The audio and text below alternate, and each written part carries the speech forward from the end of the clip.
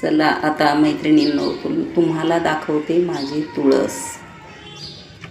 तुळशी आई, दारी माझ्या तुळस हिरवीगार ग, दारी माझ्या तुळस हिरवीगार ग. दारामध्ये अंगणामध्ये आपल्या तुळस हिरवीगार पाहिजे, असा कलर पाहिजे, डेरेबाज पाहिजे. तर तुम्ही माझे व्हिडिओ बघत जा ताईंनो.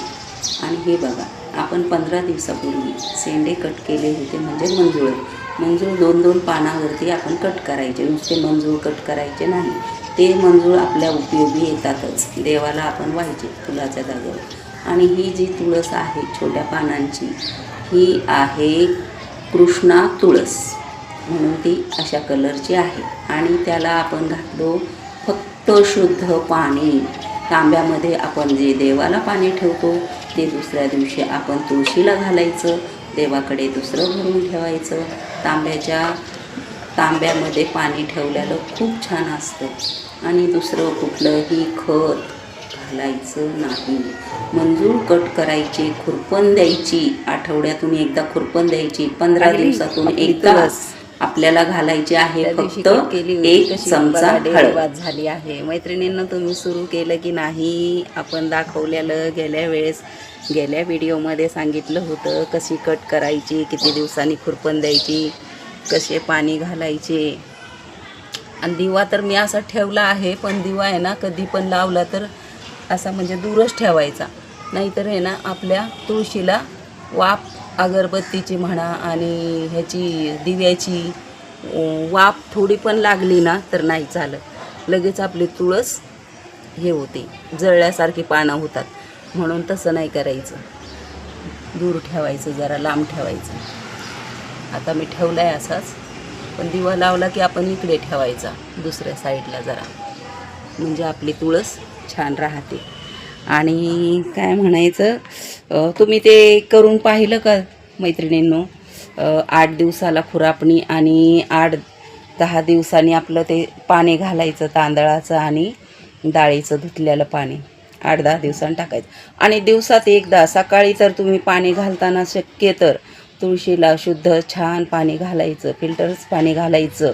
आणि त्यातमध्ये घालायचं ते आपलं हे शुद्ध पाणी घालायचं. आणि 15 दिवसांनी एकदा हळद घालायची, 1 चमचा हळद घालायची.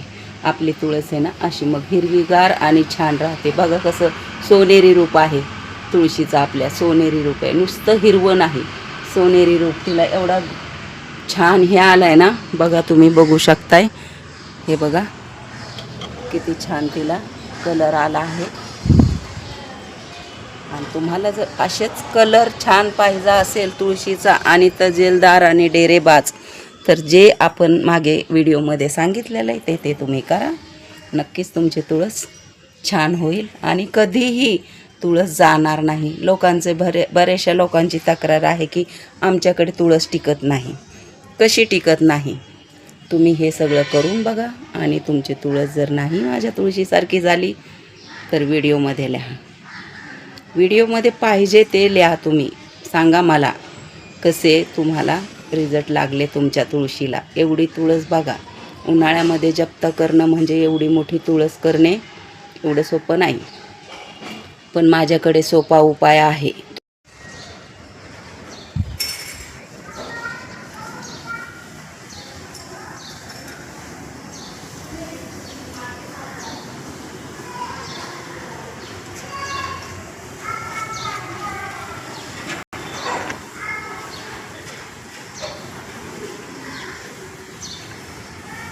एक पण